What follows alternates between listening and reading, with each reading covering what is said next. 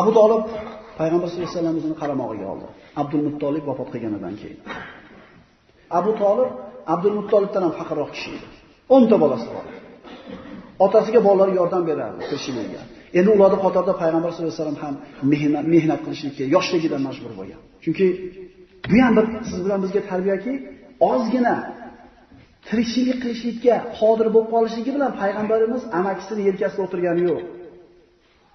Ishim yurishmabda o'tirgan o'g'il bolalar bo'lsa yaxshi eshitib olsin. Albatta millionni topish shart emas, sirazi xorosovga tushib.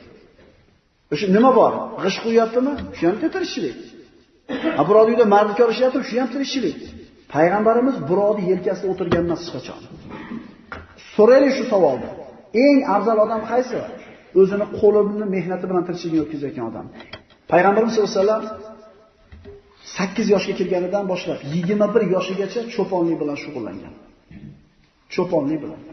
Nabiy sollallohu alayhi vasallam aytadilar: "Ma min nabiyyin illa va ra'al g'anam." Har bir payg'ambar qo'y boqqan. Bunda ham bir hikmat bor.